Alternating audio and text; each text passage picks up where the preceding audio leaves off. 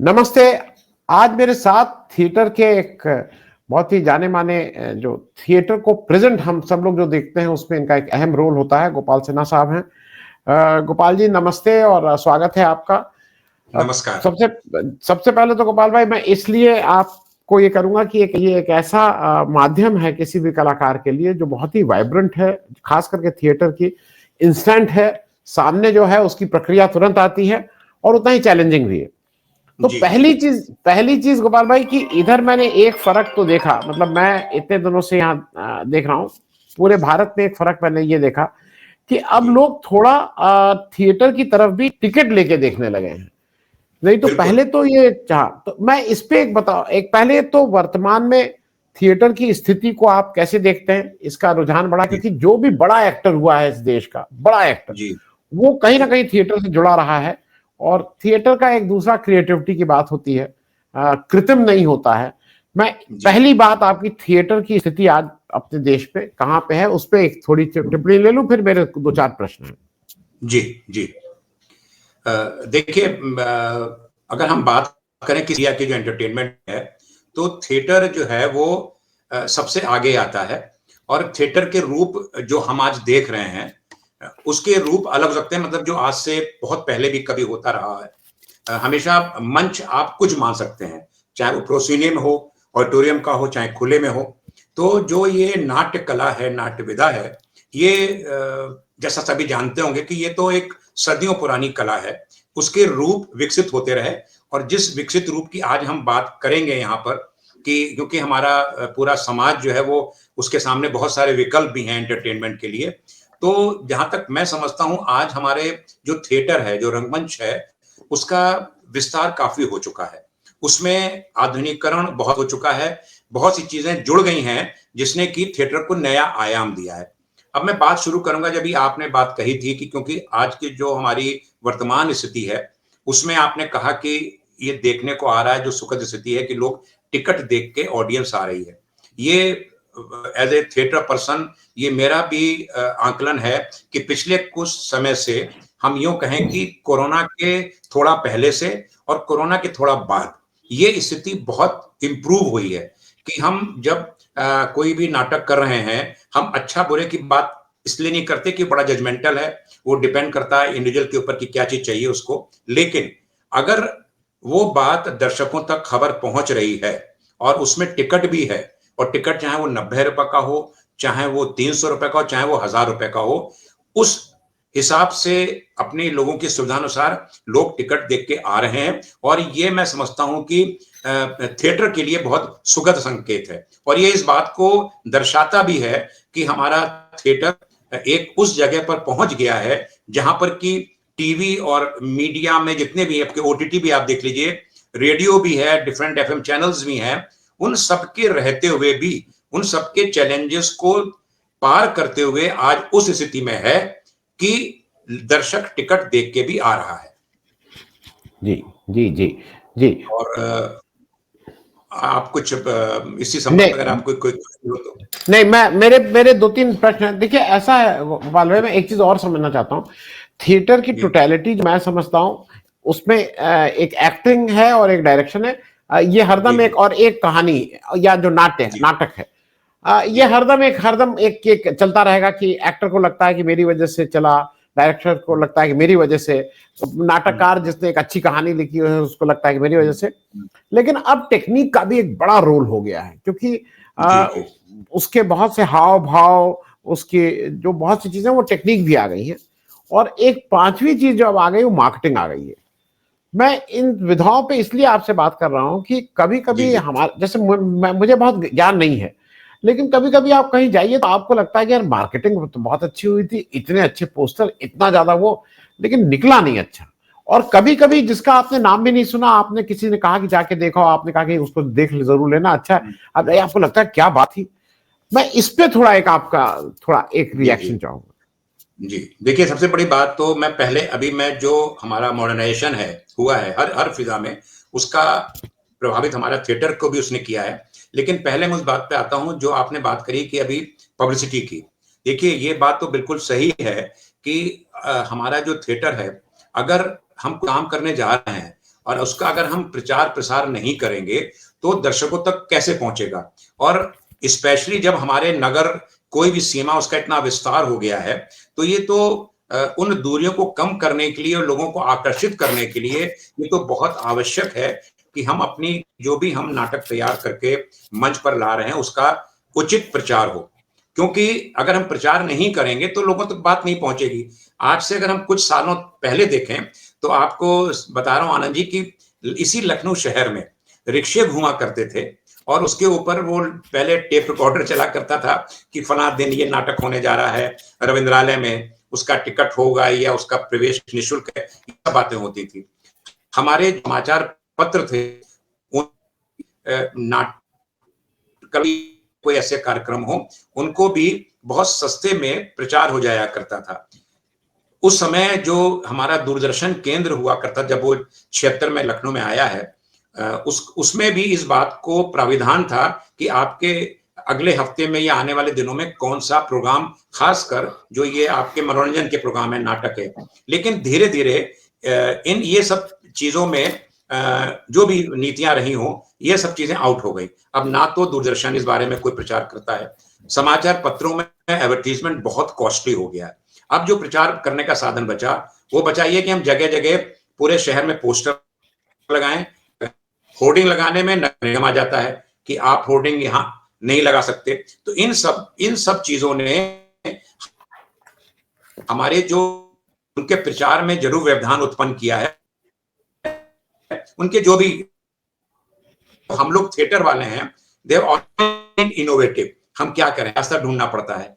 तो उसके लिए सबसे पहले तो हम लोगों ने आज से करीब 15-20 साल पहले पोस्टर्स लगाना शुरू किए, पूरे शहर करते थे, या फिर कहते हैं ना कि एक माउथ पब्लिसिटी होती है जी, वो करना शुरू किया। जो हॉल हैं एक बैनर पोस्टर लगा देते थे। अब जब से ये सोशल मीडिया आ गया है इसने बहुत हेल्प करी है आनंद जी कि हम कोई भी प्रस्तुति अपनी करते हैं सोशल मीडिया के माध्यम से हम उसका जो प्रचार करते हैं और उसका असर ये हो रहा है कि लोगों तक वो संदेश जा रहा है कि फला अमुक तिथि को ये नाटक होने वाला है और कौन कर रहा है, तो इस पे लोगों को पता लग रहा है और कलाकारों को दर्शक मिल रहे हैं। ये बहुत बड़ी उपलब्धि है सोशल मीडिया की आजकल। जहां तक अब बात आई कि हमारे जो आधुनिकीकरण हो रहा है वो थिएटर में भी हुआ है और सबसे बड़ा उसमें जो लाभ मिला है वो है लाइटिंग का। लाइटिंग आज से कई साल पहले जो होती थी, जब हम लोगों ने प्रकाश का इस्तेमाल करना शुरू किया, तब उस जमाने में गैस के हंडे हुआ करते थे, तो धीरे धीरे उसमें चीजें आती गई कैसे हम प्रकाश उत्पन्न करें। तो प्रकाश का काम ये होता था खाली जो सीन है अगर रात को हो रहा है तो वो दर्शक उसको देख सकें।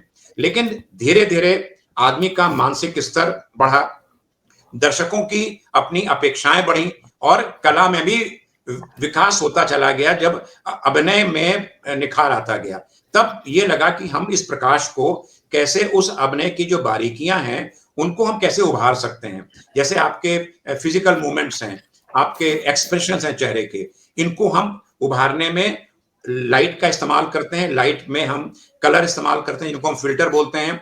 लाइट में भी आनंद जी तरह तरह के ऐसे चीजें आ गई जिन पे हम उनका शेप बदल सकते हैं। लाइट का उनको हम बिल्कुल गोला करके लिमिट कर सकते हैं, उनको हम फैला सकते हैं। लाइट के इस तरह से बहुत सारे हम उसमें प्रयोग करके हम उन चीजों को उभार सकते हैं।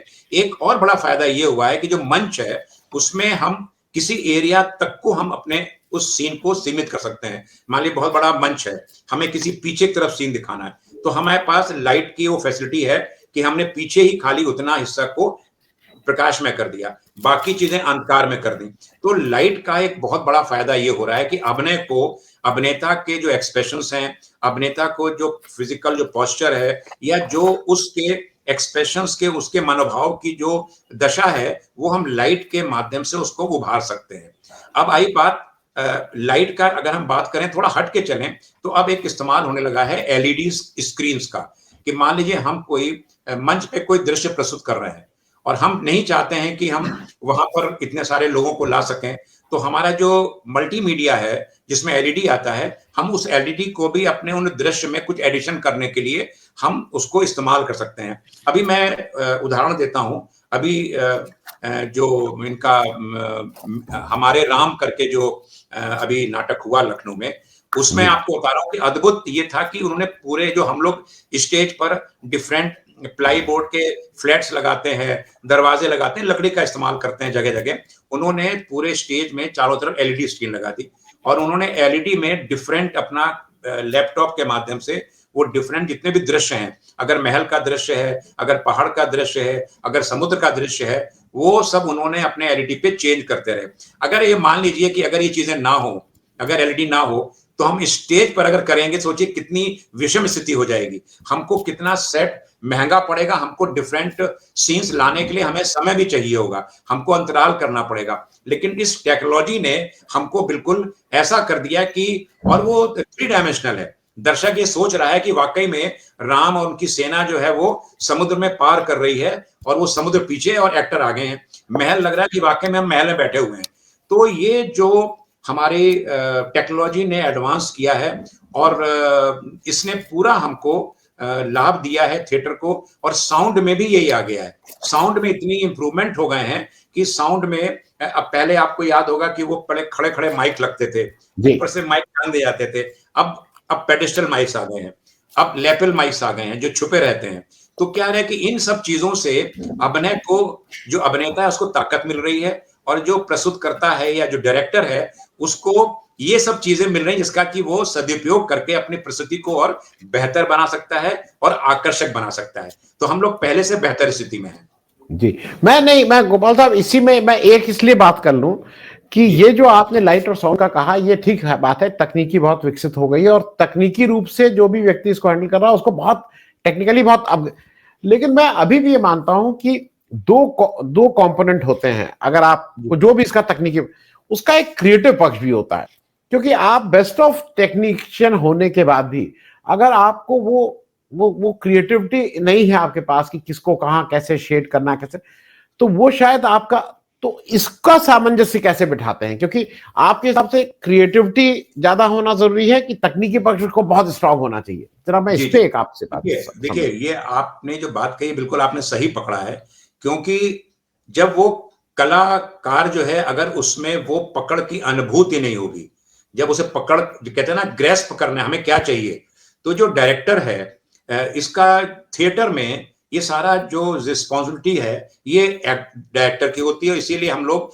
स्टेज को डायरेक्टर का माध्यम बोलते हैं। फिल्म में एक्टर आगे आता है और थिएटर में डायरेक्टर का होता है। तो डायरेक्टर की जो आपने बात कही है बिल्कुल सही है कि जब जो क्रिएटिविटी है, जो भी हम कहानी है, जो नाटक है, पहले तो हम ये समझें कि वो कैरेक्टर क्या है, और कैरेक्टर जो भी घटनाएं घट रही हैं नाटक में उसका किस स्पेस में घट रही है, और उस स्पेस में और उसको जो हम माध्यम है हमारा उससे दर्शक से कम्युनिकेशन करने का, तो माध्यम क्या है, साउंड है, प्रकाश है, सब चीजें हैं।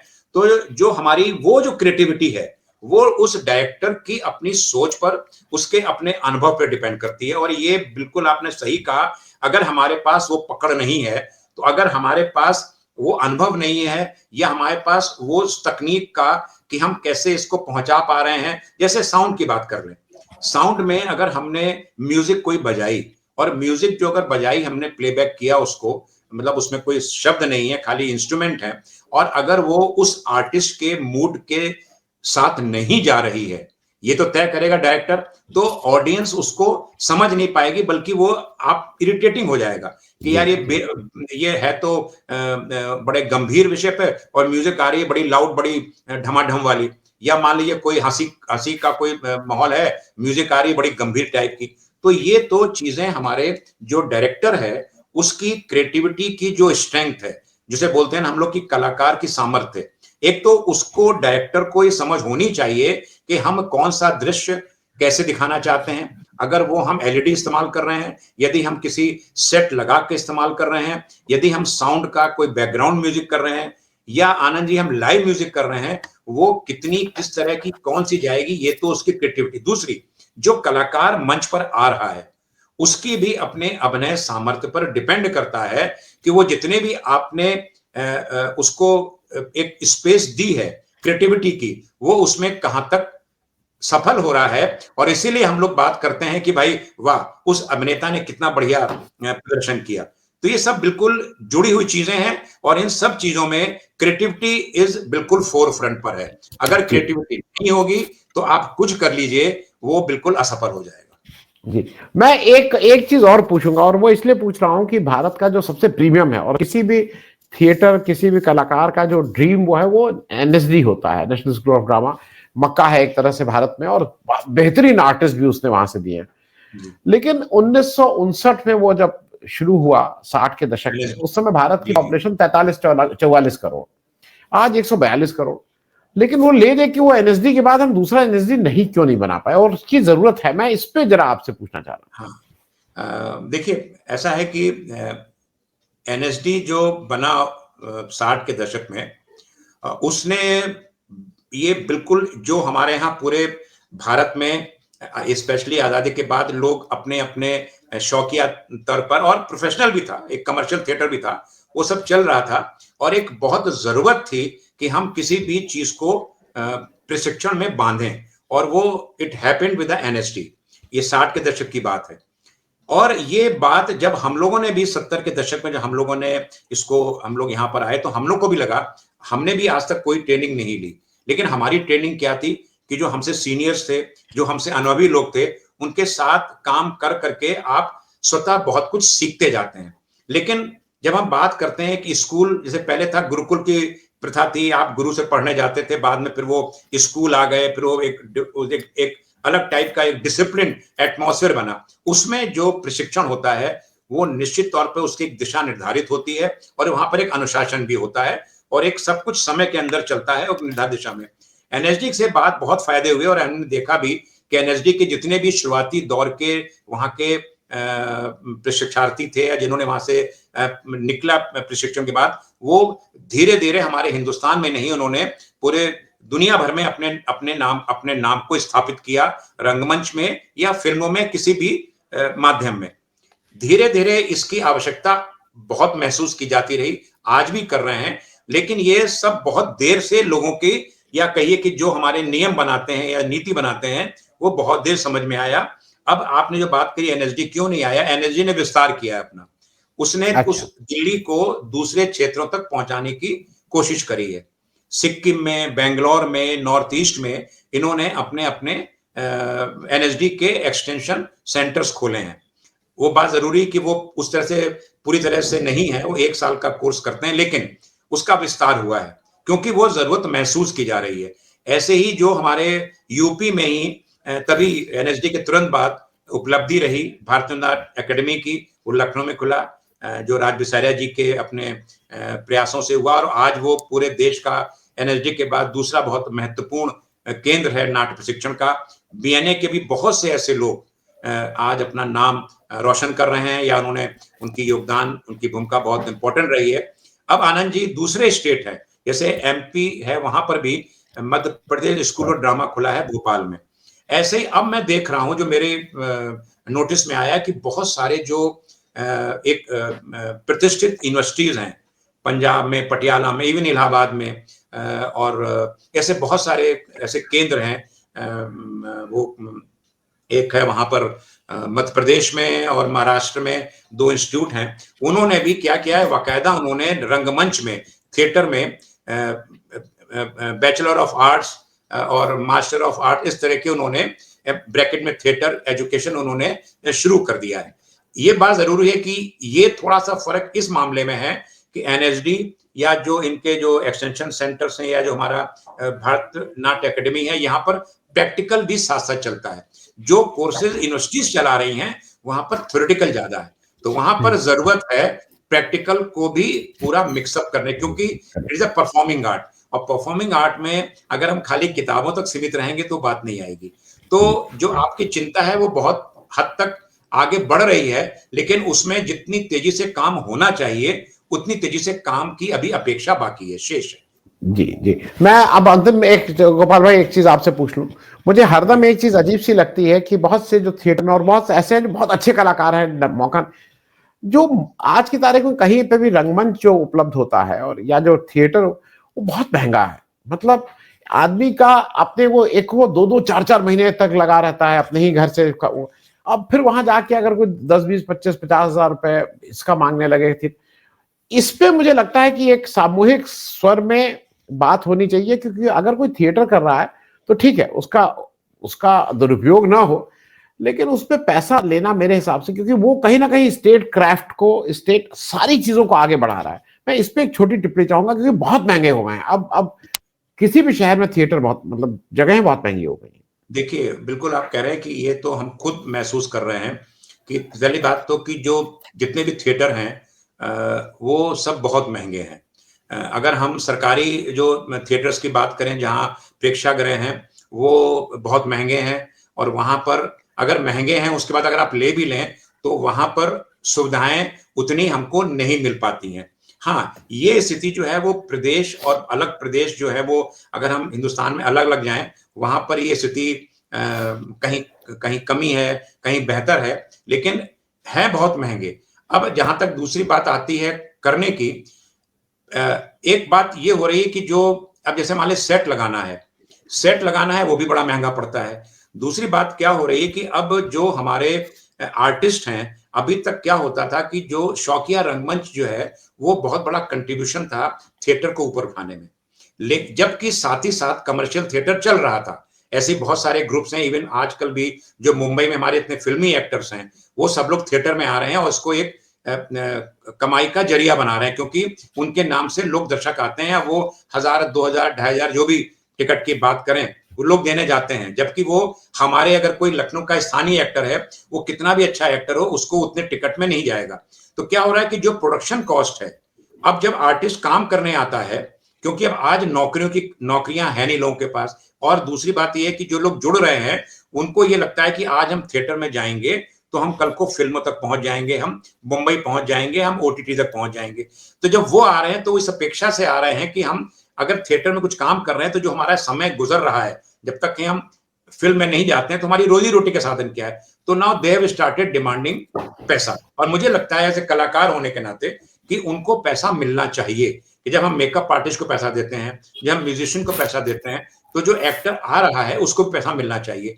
तो अगर हम कुल मिला के देखते हैं तो ये खर्चे जुड़ते हैं और एक प्रोडक्शन कॉस्ट महंगी हो जाती है, और अगर हम उसका रिटर्न देखें तो आपको लगेगा कि ये कमर्शियल वायबल नहीं है। कमर्शियल वायबल तब होगा जब उसमें हम उसी उचित तरीके से हम उसका टिकट लगाएं। जैसे हम टिकट लगाते हैं, तो हम यूपी और लखनऊ की बात करें तो जहां पर सरकारी प्रेक्षागृह है, उनमें किराया बढ़ जाता है। अब टिकट अगर आप लगाते हैं, अगर आप टिकट ज्यादा लगाते हैं और अगर हमारे स्थानीय कलाकार हैं आनंद जी, तो दर्शक आ रहे हैं, ये तय बात है। लेकिन अगर टिकट अगर 300 हो जाएगा, हम 1000 लगाएंगे, तो वो गोपाल सिन्हा को देखने स्थानीय दर्शक नहीं आएगा। लेकिन यदि आज की जगह हम आशुतोष राणा को ले आएंगे, अभी आपने देखा होगा टिकट 5000 लोग लेके देखने जाएंगे। ये थोड़ी सी जो स्थिति है, इसमें पूरा दर्शकों का भी योगदान है। तो थिएटर महंगा हो रहा है, इसलिए अब उतनी इसकी फ्रीक्वेंसी नहीं है जो कि पहले थी। कमी आई है, कम हो रहे नाटक वही हो रहे हैं आनंद जी, जिनको कि कहीं ना कहीं से या तो स्पॉन्सरशिप मिल रही है, जो प्राइवेट बहुत कठिन है मिलना, या फिर उनको सरकार से कहीं ना कहीं कोई ग्रांट मिल रही है। जी गोपाल जी, बहुत बहुत धन्यवाद। और मैं एक और चीज, एक खतरा और बता दूं, आप अगर लोकल हैं और आपका नाटक है, तो जब नाटक खत्म होगा तो 2-4 लोग तो मुंह फुला ही लेंगे, क्योंकि किसी को आप सबको पास दे नहीं सकते हैं। और मुझे लगेगा कि देखिए, गोपाल भाई रोज मुझे मिलते थे और मैंने 4 बार पास के लिए कहा तो उन्होंने मुझे एक ही पास दिया, मैं तो 4 मांग रहा था। तो वो भी एक दिक्कत है। तो चलिए, बहुत बहुत शुक्रिया गोपाल भाई, और मैं आग्रह करूंगा कि आगे भी आप थोड़ा समय देते रहिए, क्योंकि एक ऐसी विधा है जो बच्चों तक। बिल्कुल, देखिए इस पे तो आनंद जी बहुत बहुत आभार आपका, आपने जो भी थोड़ी बहुत बात करी, मुझे लग रहा है कि इस पे हम लोग चर्चा आगे भी कर सकते हैं, और बहुत वाइड स्कोप है। चर्चा करने से मुझे लगता है कि रास्ता निकलता है आगे का, चाहे वो आप हो या हम हो या सुनने वाले भी हो। अरे, और गोपाल भाई, थोड़ा आपसे मैं अगली बार स्पेसिफिक जो जो नाटक हो रहा है उनके नाम से, क्योंकि बहुत से नाटक हो रहे हैं, इतनी भीड़ है ना, उसमें जो रेगुलर नहीं है, जो इसकी बहुत बारीकियां नहीं समझता, उसके लिए जरा निकालना मुश्किल हो जाता है। तो अगर एक बार आपसे बात होती जाएगी, जैसे मैं, तो उसमें आप कुछ अगर बताते चलेंगे, क्योंकि एक हम लोग यही कर लें कि भाई अगले आने वाले समय में 2-3 महीने में ये नाटक हैं, इसको जरूर देख लेना, जी, इसको जी, जी। देख जी, जी। सकते हैं, टाइम मिले तो जी, कुछ इस तरह से। बहुत बहुत जी। धन्यवाद, thank you so much Gopal भाई, थैंक यू, बहुत-बहुत आपका भी आना जी, बहुत-बहुत धन्यवाद। Thank you, thank you.